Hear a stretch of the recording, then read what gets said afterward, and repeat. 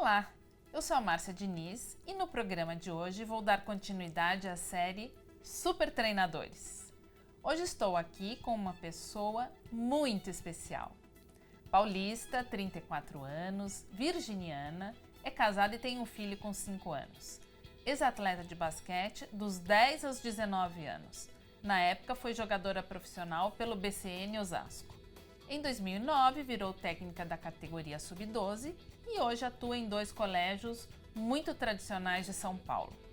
Estou falando da Thalita Lourenço e hoje ela vai nos contar da sua história no basquete de base.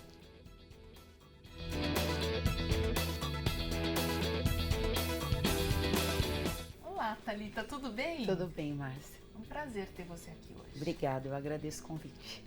Então, eu queria começar assim conversando sobre a sua trajetória, né? O que te levou ao basquete e o que o basquete trouxe para você. Né? A história é engraçada porque eu queria ser jogadora de futebol. Ah, é? É. E aí minha mãe falou: que futebol? Que futebol é coisa de menino na época, né? E aí ela me levou para um projeto social chamado Projeto Esporte e Talento da USP, do Instituto Ayrton Senna, porque as alunas da escola que ela dava aula iam participar de um processo seletivo. E ela conseguiu me incluir com a professora de Educação Física, Ana Paula, não vou esquecer até hoje. E ela me levou, eu participei da seletiva, uma seletiva mais para eles terem um controle de como seria, mas era um projeto social, então não tinha... Vários esportes? Eram vários esportes, era basquete, canoagem, handball e futebol, tinha feminino e masculino. O Thiago Borges também. Ah, é? Ele saiu daí na canoagem velocidade do projeto Ayrton Olha, Senna. então, era muito famoso, ajudava muito as crianças na época. E a minha mãe conheceu através da professora de educação física da escola dela. Ela falou: você vai jogar basquete. Mãe, basquete? Você Nem já era sei alta? jogar basquete, sempre fui alta. E aí ela falou: não, mas minha filha, é basquete, você vai no basquete. E fui. Aí eu lembro do meu primeiro treino, que eu amei. Eu tomei uma bolada no nariz, que doeu muito, mas não me fez desistir. E aí eu fiquei 1 ano lá. Foi quando a minha treinadora, Marisa Bianco, que eu sou muito apaixonada e agradecida, ela falou pra mim: Thalitinha, você vai fazer o teste lá no BCN Osasco, vai ter uma peneira. Então eu conversei com a minha mãe falou: você não vai de jeito nenhum. Você não vai passar, enfim. Mãe, por favor, todas as amigas vão. Tinha umas amigas que moravam perto. E ela falou: filha, desculpa, mas você não vai. Não tenho como te levar, você não vai. Aí eu comecei a chorar e fui dormir. 6 horas da manhã ela me acorda. Thalita, acorda. Falei com o pai da Lawanda e ele vai te levar. E ele me levou. E no fim das contas fui eu, a Lawanda e a Vanessa. Eram meninas que moravam perto da minha casa que também faziam parte do projeto. E só eu passei. E de lá, dos 10 anos, eu joguei a categoria de base inteira no BCN. E com relação à segunda pergunta, né, sobre o que o basquete me trouxe o mundo, né? Me trouxe um mundo de oportunidades, eu conheci muitos lugares, eu conheci muitas pessoas. O basquete me proporcionou ser uma pessoa totalmente disciplinada, guerreira, né? Eu já tenho isso um pouco da minha mãe, mas acho que todo esse espírito de querer vencer, de querer chegar em algum lugar legal, subir alguns degraus na vida, eu devo ao esporte, ao basquete.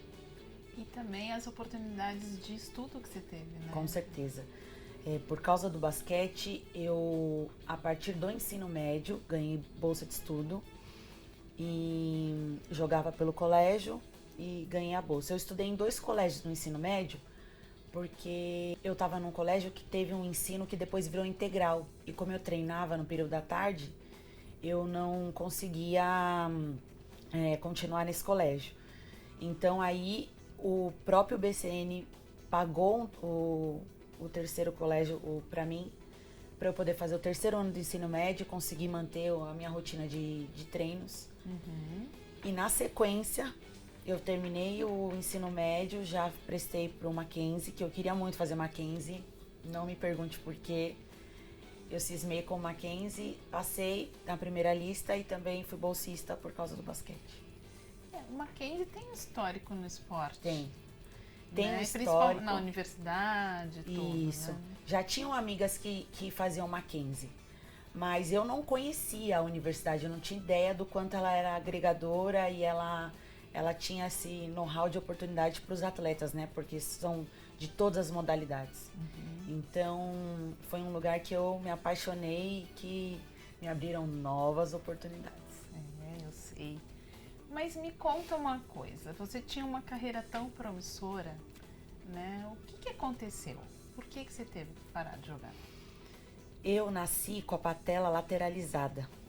E isso, como o basquete é um esporte de muitas mudanças de direção, a patela saía do lugar.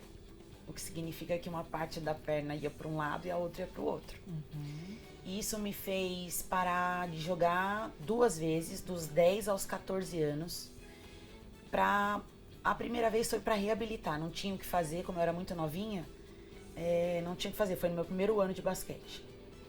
Depois, quando saiu pela segunda vez, que eu já estava no BCN, lá tinha toda uma estrutura de fisioterapia, eu parei durante 3 meses, né, de jogar, para poder fortalecer. Na época eu não podia ainda fazer, por exemplo, musculação. Então o fortalecimento ele tinha que ser sem peso, tinha toda uma característica específica. Então a gente cuidou e eu fiquei bem. Só que eu era atleta de alto rendimento, treinava muito mesmo. E por conta disso, outras estruturas do meu joelho foram desgastando. E aí aos 16 para 17 anos, eu tive que fazer uma cirurgia de realinhamento patelar. A recuperação, que era para ser em 4 meses, acabou sendo em 8. Eu não consegui voltar com o mesmo nível de basquete. Como nessa idade eu já treinava em 2 períodos, eu não conseguia treinar por dor. Se eu treinasse de manhã, eu estava com muita dor, não conseguia treinar à tarde e vice-versa. Então, foi quando eu já estava na faculdade e eu parei e tomei a primeira grande decisão difícil da minha vida, que foi escolher entre a escola ou continuar forçando. Como eu já tinha bolsa e era uma grande oportunidade também para minha vida, eu decidi parar. Sentia muitas dores. E aí, foi nesse momento que você decidiu que você ia ser treinadora? Foi. Como que foi? Eu prometi pra mim que eu não ia sair mais da quadra e que eu tinha que arrumar uma outra forma de continuar. E como eu tava na faculdade de educação física, né, a minha cabeça era só isso. Eu vou ser técnica de basquete, era isso que eu pensava. E aí, como que você descobriu o projeto social do basquete do BIS? Eu tinha um amigo de classe que ele estava fazendo estágio no time de basquete. E também tinha uma amiga que já estava mais avançada no curso de educação física, que era técnica lá. Só que eu era amiga dela e não sabia que ela estava trabalhando com basquete no projeto do Mackenzie. E aí conversando descobri, aí quando ela me contou que ela era técnica do masculino, me acendeu uma luzinha, eu não sei o que foi. Falei, gente do céu, como assim? Que legal, fiquei encantada. E fui conhecer. Aí conheci, e eu tenho um irmão mais novo, 10 anos mais novo que eu. E ele ia fazer 12 anos. Falei, Vi, eu acho que eu encontrei um lugar pra você jogar basquete. Eu tenho um amigo que tá trabalhando lá, enfim, contei pra ele, vamos jogar? Ele falou, vamos. Então eu levei ele nesse projeto, através desse meu colega de classe, e ele entrou no time. E aí eu fiquei mais próxima ainda, porque eu acompanhava os treinos, acompanhava os jogos. Claro. E aí, conversando aqui, conversando ali, ao me formar em 2007, eu corri atrás de uma oportunidade, corri atrás de quem mandava, né? E consegui entrar no projeto em 2008. Nesse ano, o projeto teve uma reformulação, né? Ele fazia parte da Atlética, do Mackenzie. Era uma pessoa física que cuidava do esporte. E depois, quando eu entrei, vigorou um novo projeto. Deixou de ser da Atlética e passou a ser, de fato, do Instituto Presbiteriano Mackenzie, da filantropia. E a sede era no Colégio Mackenzie Tamboré. Então fez-se uma parceria, né? Onde cada uma das partes cedeu em algum sentido, a parte financeira, a parte de estrutura e profissionais, né? Então entrei no projeto em 2008. 2008. E conta o que aconteceu no projeto de 2008 até 2017. Bom, eu fiquei lá todo esse tempo e foi um processo muito bonito de construção do projeto, né? O projeto ele tinha como objetivo, ele tem como objetivo, porque ele ainda existe, formar cidadãos através do basquete. O basquete é o meio de trazer as oportunidades que eu tive, por exemplo, para a vida daqueles meninos. É um projeto social que atende apenas meninos, né? Do entorno ali. Tinham meninos do Colégio Mackenzie, sim, mas era para privilegiar as crianças carentes das regiões ali próximas. Então, a gente começou um processo de ir nas escolas, buscar criança, correr atrás de transporte e fazer uma logística para fazer o projeto crescer. E assim foi. Foram 4 anos, né? De 2008 a 2012, foi um processo para a gente poder crescer em quantidade, né? E a partir dali, a gente começou a ter uma qualidade com relação ao trabalho especificamente, porque porque os meninos que já estavam há algum tempo começaram a se desenvolver e a nos trazer os resultados.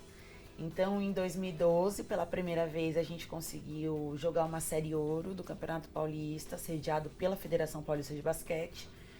E foi muito legal, foi uma experiência maravilhosa. Foi categoria Sub-12. Sub-12. Isso. Onde a gente jogou uma final no Palmeiras, com Palmeiras, Corinthians, Círculo Militar, que são equipes super tradicionais, e nós, né? A gente ficou em 4º lugar por um tríplice empate. Então, na época foi uma coisa muito louca, porque o Palmeiras, ele era muito acima das outras equipes. Então, o Palmeiras foi campeão e todo mundo meio que já sabia, porque o nível técnico era muito melhor. Então, ganhou das 3 equipes.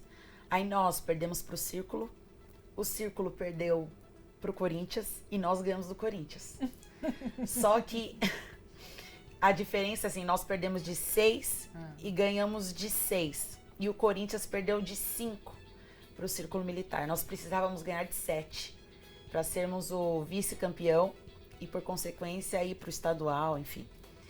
E aí, por esse um ponto que a gente levou o jogo para prorrogação 2 vezes para tentar conseguir a diferença de pontos, mas não conseguimos. E aí acabamos ficando em 4º lugar. Então foi uma experiência mágica. Daí em diante, o basquete do Mackenzie começou a ter respeito, todo mundo começou a olhar com mais carinho, né? E a gente começou a aparecer. De 2012 para frente, a federação teve algumas mudanças. Então tiveram 2 campeonatos que nós só participávamos para dar volume e experiência de jogo para os meninos. Sub-12. Isso. Não tinha final, né? Então jogamos e teve um grande festival no final e tudo bem. Em 2016, eu tive a minha equipe em que eu tinha meninos que já estavam comigo há 2 anos. Isso, é bom. Nessa época, o Barueri, que era uma equipe também muito tradicional lá da região, acabou. Então, alguns meninos de Barueri também vieram para mim. Foi a formação perfeita. A gente teve uma campanha sensacional. Fomos campeões invictos paulista, lá no Paulistano. E foi lindo, porque foi uma construção, uma história que a gente construiu junto. Eu e os atletas, as famílias também, que estavam junto com a gente. E foi o momento mais lindo que eu vivi, assim, de você terminar o ano e olhar para aquelas crianças e ver como eles cresceram, eles se desenvolveram, o quanto o basquete fez bem para a vida deles.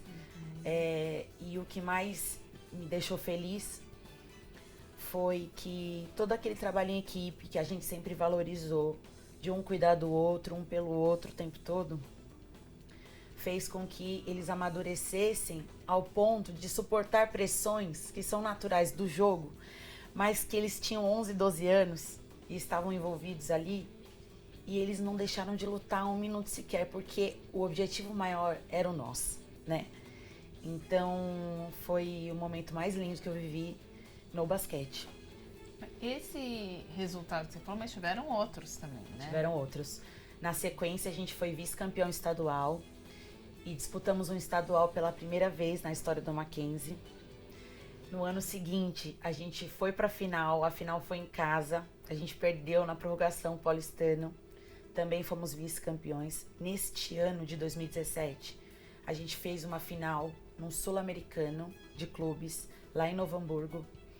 Essa final ela foi épica porque a gente jogou contra o time do Minas, que fisicamente era um time muito grande, era um time era o time a ser batido. Então foi um grande desafio que a gente enfrentou. Perdemos nessa final também, mas por detalhe. E aí depois jogamos mais uma final de estadual também, contra o mesmo paulistano. E dali saíram excelentes jogadores, mas acima de tudo, excelentes pessoas. Pois é, Thalita. Então, eu acho que o que me emociona, assim, né, quando você fala em treinadores, né, é isso, você criar campeões não só no esporte, Sim. mas como na vida. Sim. Também, né? Deixar esse legado, inspirar as crianças que vão crescendo Sim, e vão virar sim. adultos, né? Essa é a magia. Quando eu decidi ser técnica de basquete, né, o que o coração pendeu para esse lado, eu tinha isso comigo, eu ainda tenho, né? Como é que eu vou fazer diferença na vida desses meninos para que o basquete seja imprescindível, né? Que eles lembrem do basquete pro resto da vida deles como algo que fez a diferença positivamente, para que eles sejam pessoas maravilhosas e que continuem fazendo diferença na vida de alguém. De alguém. E continuem, né? E continue o legado. Não precisa necessariamente trabalhar com basquete, né? Mas os ensinamentos que o basquete traz faz toda a diferença. Você era a única mulher, né? Na equipe. Sim. E, em geral, existem poucas treinadoras mulheres, né? Como é que é isso? Difícil, bem difícil. Lá no começo, eu percebia que ninguém me olhava. E quando a minha equipe estava bem, aí os técnicos se transformavam. Porque isso era um pouco sensitivo. Porque eles mudavam o comportamento como se o perder para mim fosse uma espécie de ofensa. Quando na verdade estávamos no mesmo ambiente, jogando, né? Cada um tentando mostrar o melhor no seu trabalho através dos meninos. Então no começo foi bem difícil. Mas depois, por competência, eu acabei ganhando meu respeito. E, lógico, incomoda, né? O fato da gente estar num ambiente masculino. Incomoda a quem? Eu acho que aos técnicos, os homens, né? Porque por mais que eles saibam da nossa competência e por mais que eles reconheçam isso, na hora de jogar, eu acho que para eles é um gostinho a mais, né? Que, na minha opinião, é completamente desnecessário, né? Ganhar da gente. E assim, tem a questão de, tipo, quem é mais competente, o homem ou a mulher. Eu sempre entrei na quadra para dar o meu melhor, independente de quem estivesse do outro lado. E dar o meu melhor, não interessa se eu sou mulher ou se eu não sou, né? É o ser humano, né? Então, depois desse processo, que todo mundo me conheceu e todo mundo entendeu que eu estava ali, que eu era competente, que eu também tinha condição de fazer um bom trabalho e contribuir para a comunidade do basquete, né? Então foi ficando mais tranquilo, até ganhar. A partir do momento que eu passei a ser uma técnica campeã, daí os egos, eles apareceram mais. Mas como mulher guerreira que sou, nunca baixei a cabeça, passei por muitas dificuldades, por muitas adversidades, de pessoas de homens, que quiseram me desestruturar, né? Por muitos momentos eu me chateei bastante, mas nunca me perdi. Eu tinha uma meta e que a minha meta não era lutar contra eles, né? Era dar o meu melhor para os meus meninos, para as minhas equipes, acima de qualquer coisa. Então não foi fácil, foi muito desafiador, mas eu acho que eu venci. E quando eu digo que eu venci, eu não venci os... Qual foi? Você foi eleita, não foi? Eu fui eleita a melhor técnica da categoria, né, em 2016. E também fui eleita a melhor técnica do Sul-Americano, também aí já em 2017. E é isso, eu acho que as pessoas acabam vendo seu trabalho, né, se você é competente, se você se esforça, se você se dedica, né, e você é fiel a uma linha de trabalho. Pode aparecer o que for que a gente... Eu acho que o que você quer dizer, né, Thalita, com ser fiel ao trabalho, é você ter seus princípios, Sim. né, seus valores e criar a sua metodologia, a sua cultura que você acredita que seja a vencedora. Sim. Né, e que isso esteja enraizado em cada um. Não só nos atletas, mas como na equipe técnica. Exatamente. E todas as pessoas, para que ela de fato funcione. Com certeza. É uma engrenagem, né? Não tem jeito, todas as peças são importantes e todo mundo tem que estar alinhado. Então, assim, enquanto técnica no ambiente masculino, eu tenho muito orgulho da minha trajetória. Eu sou muito orgulhosa e feliz com tudo que eu consegui produzir pro produto final, que são os meninos, né? Hoje a gente teve na história só 2, né, técnicas, né? Então, no basquete masculino tem mais mulheres. E são mulheres tão guerreiras quanto eu. Mas fora daqui, né? Não, aqui? Tem. Me conta eu essa tenho história. Companheiras, elas sempre adversárias, porque a gente nunca trabalhou junto. Mas as 2 mulheres que me inspiraram inicialmente foram a Monique, a técnica de São Bernardo, inclusive ela é ainda a técnica de São Bernardo, e a Elisa Martins, que era a técnica do Palmeiras na época que eu comecei, e ela foi minha companheira de time. Ela é um ano mais nova que eu, a gente jogou junta no BCN, então eu admirava muito a força delas, a atitude delas nesse ambiente, né, masculino. Então elas me inspiraram inicialmente. E elas são técnicas do masculino? Do masculino. E depois eu conheci uma dama de ferro que eu sou fã e agora tive a oportunidade de trabalhar com ela, que é a Thelma Tavernari. Essa é a melhor de todas. Eu acho que ela é a precursora de tudo isso, porque ela que começou tudo com ela. E saber que ela me admira e receber um convite para trabalhar com ela foi muito maravilhoso. Porque Quem que é a Thelma? Explica pra gente. A Thelma Tavernari é a técnica do Esporte Clube Pinheiros. Ela é a técnica da seleção brasileira sub-14 masculina. Ela tem 110 títulos na carreira. Ela, depois de 14, 15 anos, ela trouxe um título para o Brasil com a seleção. Um título sul-americano que há muito tempo a gente não tinha. Inclusive, ela recebeu uma homenagem do Oscar Schmidt no Pinheiros. Ela tem 25 anos de clube. Ela é a Dama de Ferro, esse é o apelido dela. Porque ela venceu muitas guerras. Então e ela venceu em todos os aspectos, foi. Mas eu só a conheci depois, né? Depois de entrar pro ambiente do basquete masculino, eu a conheci e tenho muito orgulho e tive muita honra de poder trabalhar ao lado dela. Então, daí você, em 2017, você saiu lá do BIS. Isso. E aí você foi pro Pinheiros, né? Isso, fui pro Pinheiros. Para trabalhar Recebi esse convite. Sub-12. Sub-12 e 13 masculino. Isso. E aí eu conheci uma outra forma, né, de desenvolver o basquete nessa categoria. Até então, eu escolhia os atletas, a gente tinha um processo de seleção. Então, a gente formava a equipe e eu trabalhava ali da forma que eu entendia que era mais adequada.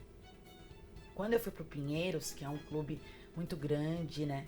Que tem muita tradição em todos os esportes, mas no basquete é é o nome mais odiado, porque todo mundo quer ganhar do Pinheiros, né? Então tem uma tradição assim absurda. E eu lidei com uma realidade completamente diferente. Não só financeira, né? Porque são classes sociais completamente diferentes, mas também porque o Pinheiros a gente trabalha com sócios nessa faixa etária. E militantes, alguns também, né? Mas poucos. Pouquíssimos, Por exemplo, no primeiro ano eu tive um, né? E depois eu tive 2 no sub-12, 3 no sub-13, né? E a grande questão é que o sócio, ele quer participar, ele quer fazer parte da equipe, ele faz, né? Não tem um processo seletivo. Então, com relação ao comprometimento, à entrega, à dedicação, existe uma diferença muito grande. Sim. Então, foi um momento totalmente novo, era como se eu estivesse começando de novo, porque eu tinha uma pegada, eu tinha um modo de encarar que eu tive que reorganizar eles e readaptar. Eles não estavam ali porque eles precisavam, né? Eu acho que esse é o ponto. E alguns nem porque queriam também. Sim. Então você tem que aprender a lidar com esse fator, né? Deles estarem ali por diversão, assim, uma coisa muito... Diversão que eu digo é lazer, né? E não porque de fato querem competir, querem seguir isso pra vida. Então, foi muito difícil. Porque eu não podia trabalhar da forma que eu trabalhava no Mackenzie. Eu tive que aceitar algumas situações. Vou dar um exemplo. Hoje eu não vou jogar, hoje eu não vou treinar, essa semana eu não vou treinar porque eu vou ter uma viagem, porque eu tenho estudo do meio, porque eu não tô bem, então hoje eu não vou treinar. Só que eu tinha isso com frequência. E aí eu não tinha uma equipe estruturada para isso. Então, a cada jogo, eu tinha que reorganizar. No basquete sub-12 e sub-13, as crianças jogam por quartos. Então, cada criança pode jogar no máximo 20 minutos. É uma regra. Isso é legal para poder dar oportunidade para todo mundo jogar. Porém, quando você tem um número reduzido, se você perde um jogador por falta, se você não tem uns 10 jogadores, você perde por WO. Então você fica numa estrutura meio complicada. Quando você treina uma equipe que é dedicada, que participa, que vai, que tá ali porque quer se ajudar, né? Quer chegar em algum lugar, fica mais fácil, porque todo mundo vai. Aí a dificuldade é outra. Você tem que tirar um ou outro, porque a equipe tem de 12 a 15 jogadores. Então você tem que tirar alguém para revezar. Aí dói o coração.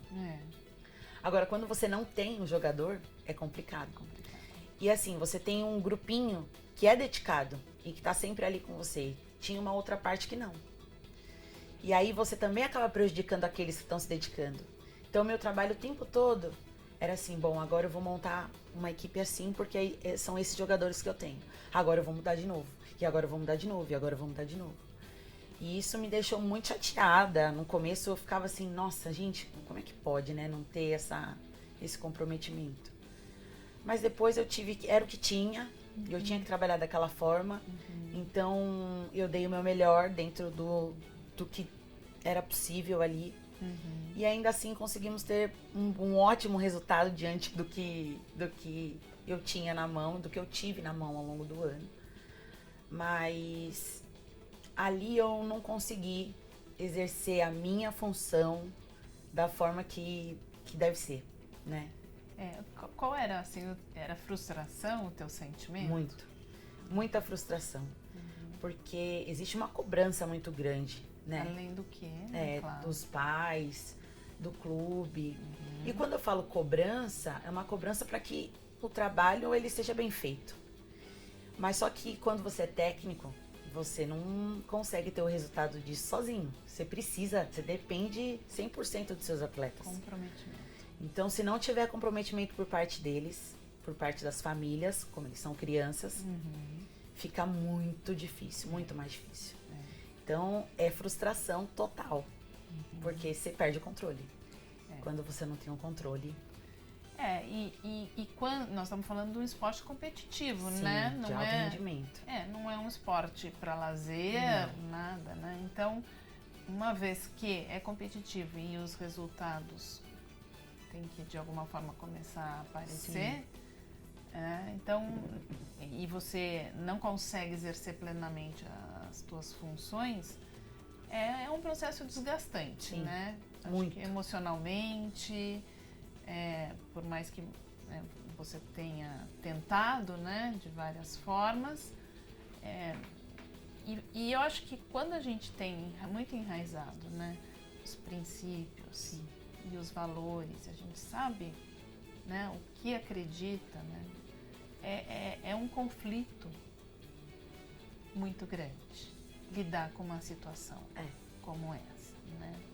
Ao mesmo tempo, você sabe que tem alguns ali que realmente estão dedicados, estão comprometidos, têm a disciplina necessária e querem, né? Então, é injusto, né, com eles. Mas uma equipe tem que ser todos. Sim. Não dá para ser 4, 5.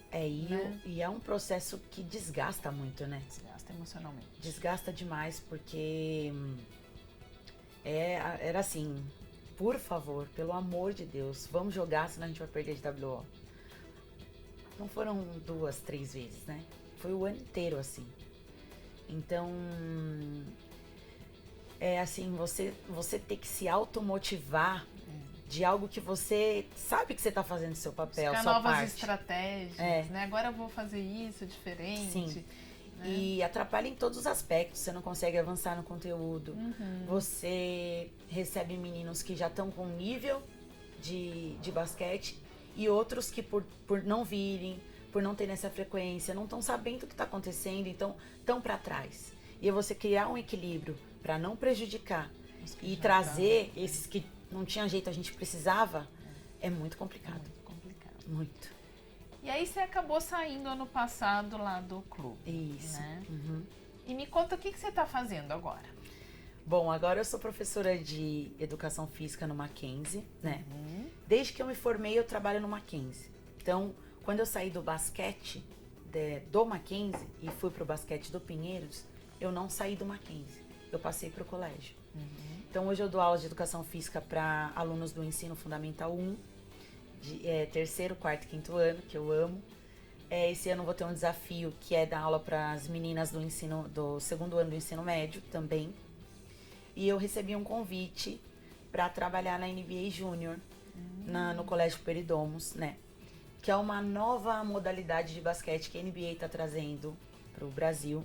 Tá trazendo não, que a NBA já trouxe. Já trouxe, né? Já tá consolidado. Tem quanto tempo? Já uns 2 anos? Eu acho que mais. Eu acho que uns 4 anos, né? Ela trouxe... a NBA, ela tá cada vez mais por aí, né? Todo mundo tá mais comum. Hoje em dia, a gente tem um acesso mais fácil, né? Em vários países, Sim, né? sim. Então, ela criou uma escola para divulgar para o mundo, né? Eles têm os princípios, as formas, eles têm as características de país mesmo, do país mesmo, das pessoas. Então, eles criaram um método para divulgar e ajudar a disseminar o basquete e a NBA, né? Tem todo um marketing envolvido, mas que tá fazendo diferença na vida de muitas crianças, né? E a NBA, ela trouxe o projeto para trabalhar muito mais com aqueles que não disputam o campeonato da federação, porque a federação, ela tem um campeonato restrito, né?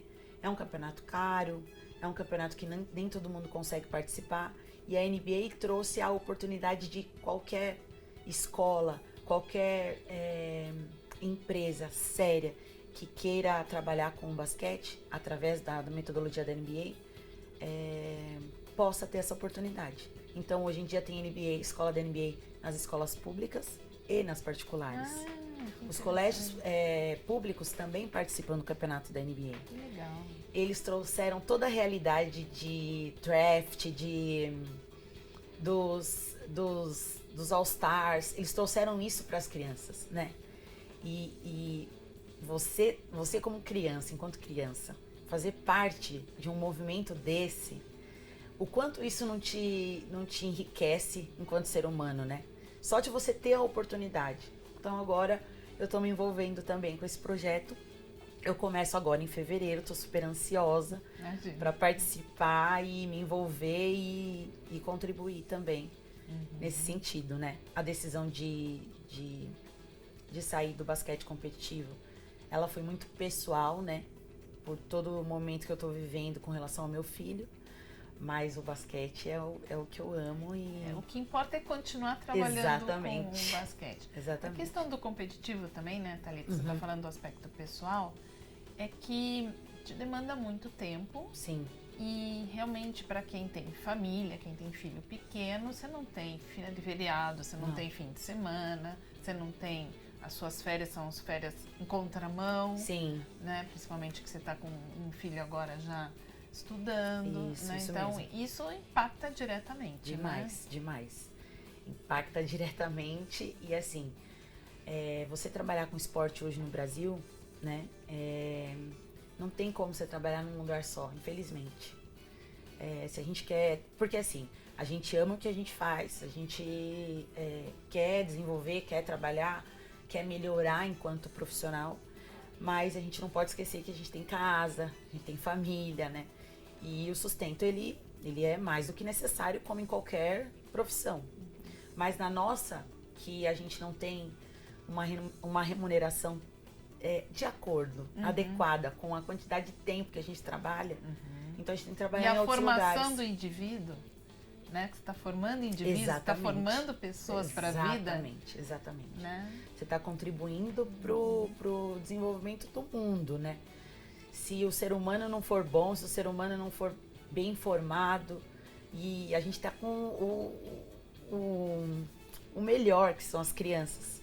Se a gente não tem valorização por isso, é muito mais difícil, né? Você manter essa rotina pesada. Sim. Então eu tô nesse ponto. Chegou no momento que você pôs na balança. Pesei, porque ainda tô conquistando as minhas coisas pessoais, né? A minha casa, né?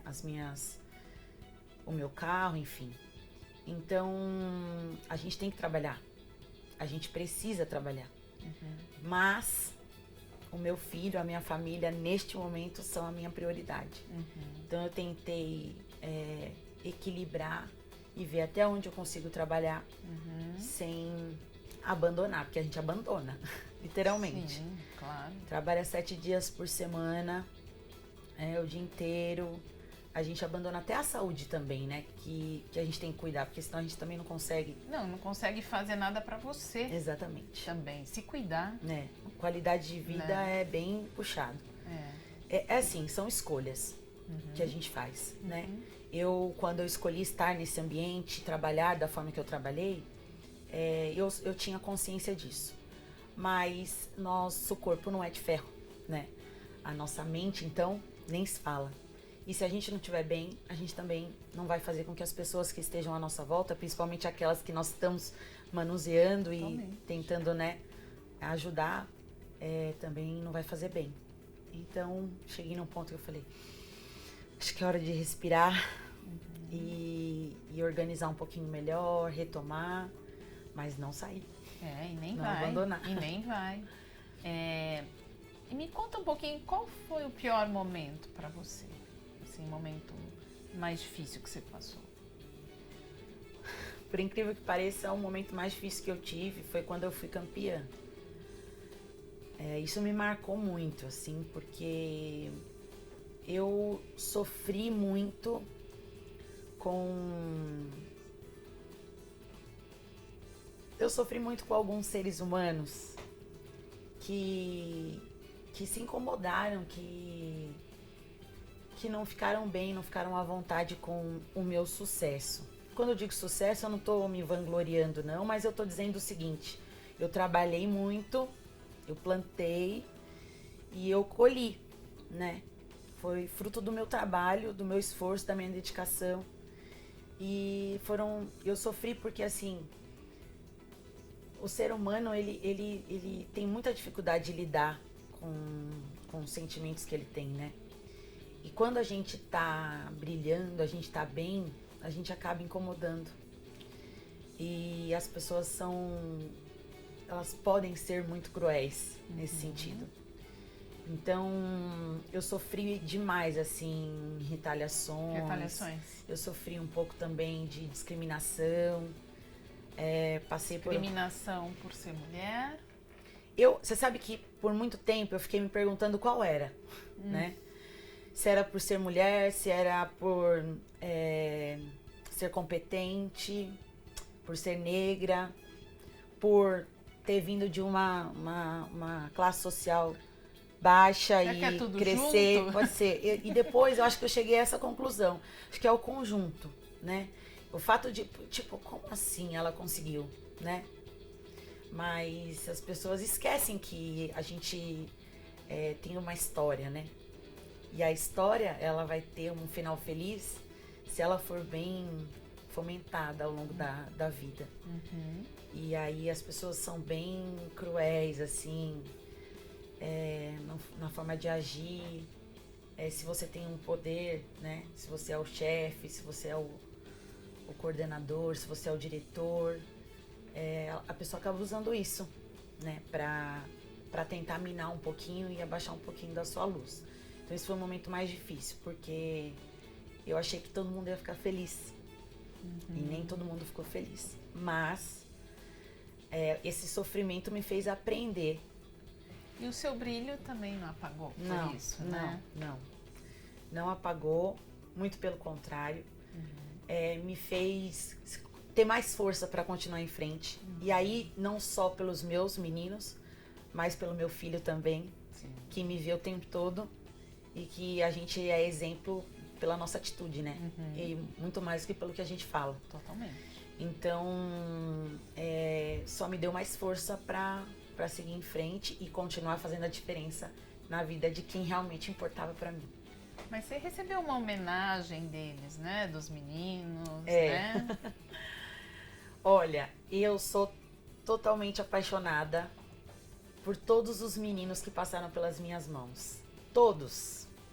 Eu fico até emocionada, porque eu lembro de todos. Eu sei o nome de todos.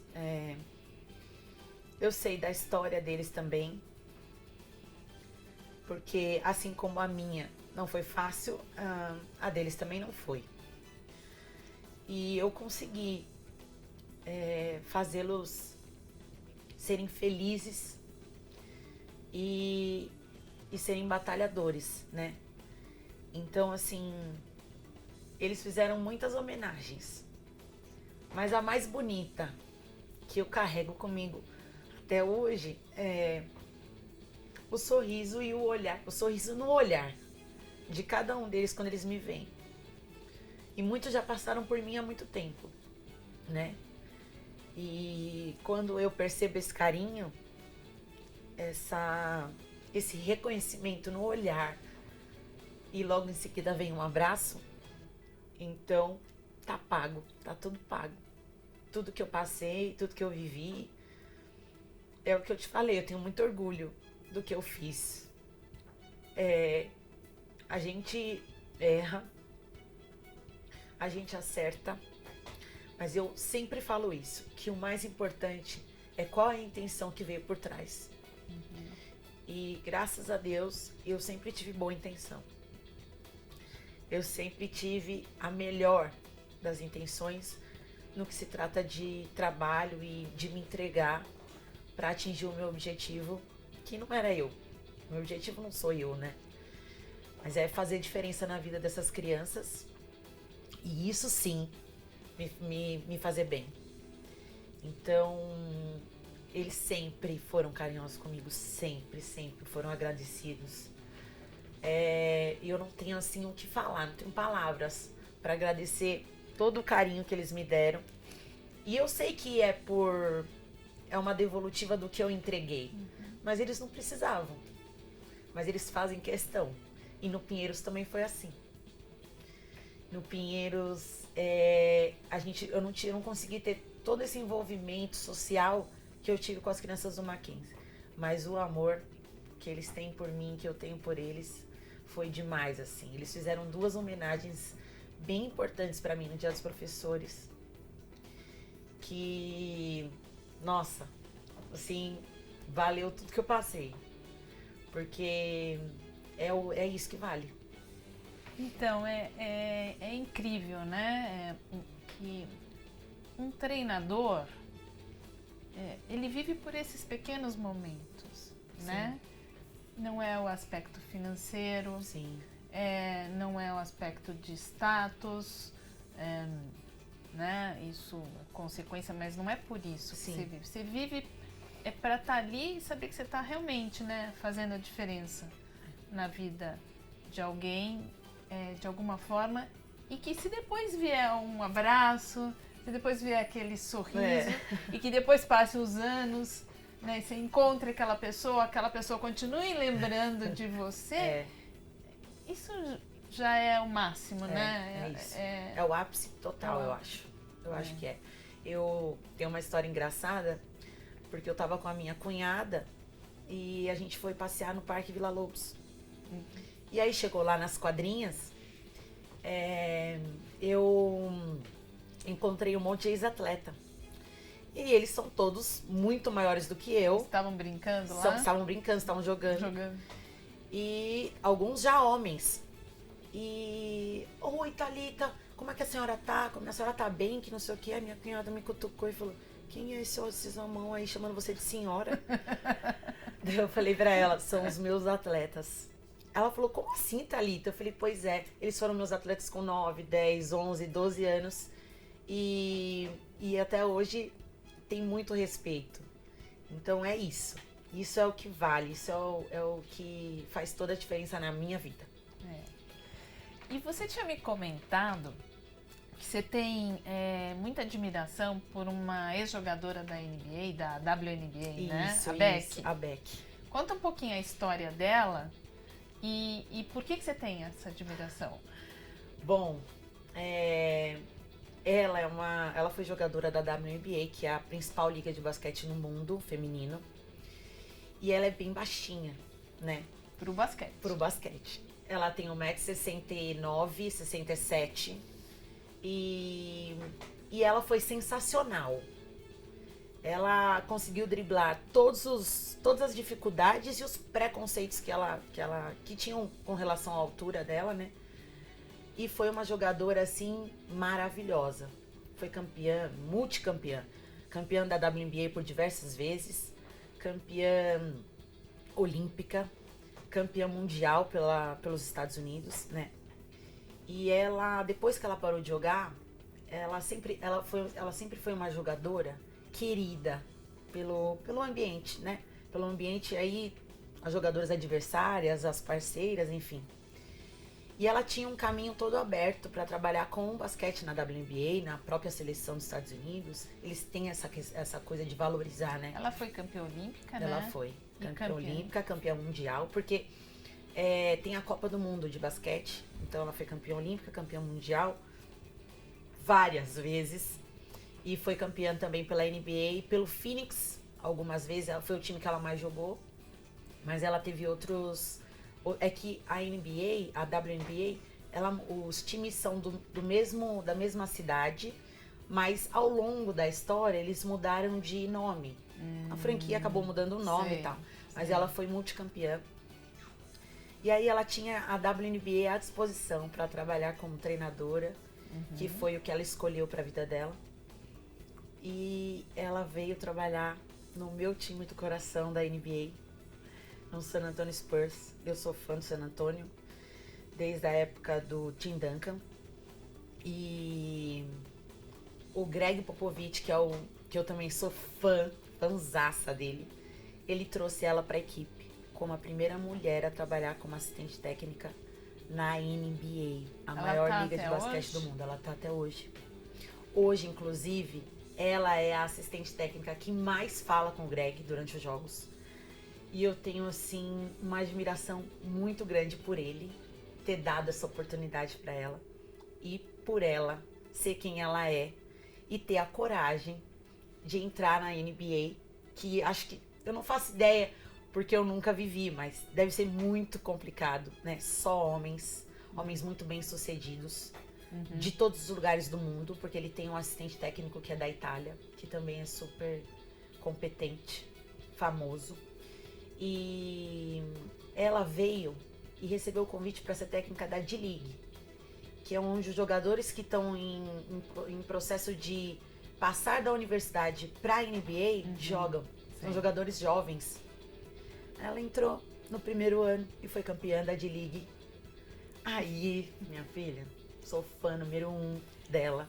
Meu sonho é conhecer essa mulher. E quem sabe agora com esse teu trabalho aí na NBA Júnior não abre algumas portas, não? Eu, assim, nos bastidores tô sabendo que vai ter um camp só para mulheres, tanto treinadoras quanto as atletas. Então, vamos ver o que vai nos aguardar e o que reserva pra gente no futuro. Mas é uma grande oportunidade. É uma portinha para um sonho lá em cima. Você diria que esse é o teu maior sonho? Com certeza, sem dúvida. Se eu pudesse ficar uma semaninha, não, tá bom, vai uma semana se for muito. Um dia inteiro, entendendo como é que é essa dinâmica e o que essa mulher faz ali, ia ser muito sensacional. Porque ela tá no... Você tem ideia, assim? Ela tá na maior liga de basquete do mundo. E os caras, sei lá, tem 3 vezes mais o tamanho dela. E respeitam. E respeitam. E ouvem. E se dedicam a fazer o que ela fala. Então, sem palavras. Sem palavras mesmo. Sou fã, número 1. E quais que você acha que são os atributos, as qualidades que fazem um treinador virar um super treinador, aquele que transforma atletas em campeões dentro e fora das quadras, né? Não só um, mas vários. Sim. Né? Que vai reproduzindo isso. Bom, eu acho que a principal característica seria a dedicação. Mas aí a dedicação em 2 pontos específicos. Em dar treino, né? Você treinar o seu atleta. Treinar. Treinar não é... Você diz treino, que tipo de treino? Então, porque quando você tá com um grupo, você tem um olhar mais amplo e tem objetivos mais coletivos, né? Mas a gente olha para algumas peças, a gente vê capacidades e habilidades diferenciadas. Certo. Então, você precisa dar mais treino para esse menino, você precisa dar mais base para ele. E aí, pode ser que seja 1, 2, 3, 7 na mesma equipe, né? Porque a gente sabe que a maioria da maioria é um ou outro que vai sair. Mas é você ter a paciência do tempo de maturação daquele menino, de quando ele vai te trazer aquele resultado que você visualiza nele e usar todos os recursos que você puder com relação à estrutura e com relação a tempo de treinamento para poder desenvolvê-lo. Acho que a dedicação nesse ponto é essa e também estudo. Porque aqui no Brasil, aí falando do basquete, hoje o material que a gente tem é tudo de fora. É muito mais pela internet que a gente consegue estudar. Mas eu estou estudando algo que alguém entende que é melhor dentro das características daquele determinado país. Lugar, né? Então, não na nossa realidade. Tem poucos. Tem muita gente boa, muita gente estudando, muita gente afim de querer fazer algo diferente, querer ajudar e fortalecer a nossa classe com relação a isso, com clínicas e tal. Mas se a gente não correr atrás de estudar e se atualizar, as nomenclaturas mudam, as regras mudam, a gente tem que se adaptar e a gente tem que se enquadrar. Não é fácil, então a dedicação para isso também ela tem que ser intensa, né? Hoje nas categorias adultas aí, você tem uma equipe em que as pessoas, cada um tem interdisciplinar, exatamente. Né? e que elas vão, cada uma com a sua responsabilidade, trazer essa informação para o treinador. Nas equipes, né, bem estruturadas, como Flamengo, Pinheiros, enfim. Agora, quando você tá trabalhando na base, e que é lá que o negócio tem que acontecer, porque senão não vão colher lá na frente, aí é mais complicado. Porque a gente lembra lá atrás, a gente tem que trabalhar mais de um emprego para poder ter a grana necessária, né? Então é muito complicado estudar. A gente faz uma clínica pela Federação Paulista de Basquete no início do ano. E depois é isso, entendeu? É uma clínica que é uma clínica para um público muito grande. Então não é aquela coisa de você sentar e analisar e trazer para sua realidade. Quando você faz uma clínica para técnicos de sub-12 a sub-19, você tem que tentar ali pegar um pouquinho de cada um. E não é o ideal, né? O ideal é que pudessem ter grupos do sub-12, do sub-13, e a gente de fato minuciar ali. Campings, né? Cada um. Exatamente. Campings por idade. Exatamente. Isso tinha que ser o trabalho. Então, assim, essa é uma característica. Com uma peneira. Né? Que se não tiver. Uma semaninha de convívio. Sim. Pegando os pontos fortes, né, de cada um. Porque não tem um padrão de planejamento, né? Mas deveria ter. Né? Deveria ter um padrão, todo mundo deveria caminhar para o mesmo lugar e com. Assim, apesar das suas individualidades, que elas são importantíssimas e fundamentais para o processo, mas a gente tinha que ter um caminho traçadinho, né? Para olhar para a coisa certa no momento certo, né? No sub-12, a gente vai olhar para quê? Para onde nós vamos olhar e como nós queremos entregar para o próximo, claro. Né? E não tem esse padrão, essa estrutura, não tem. Quando você diz que tem essa reciclagem, né, anual, são questões técnicas somente? Técnicas e táticas. Só. A nível de emocional, psicológico, do mental, porque isso é muito forte, muito, mais do que qualquer outra coisa, acredito eu. Não tem. Eu também.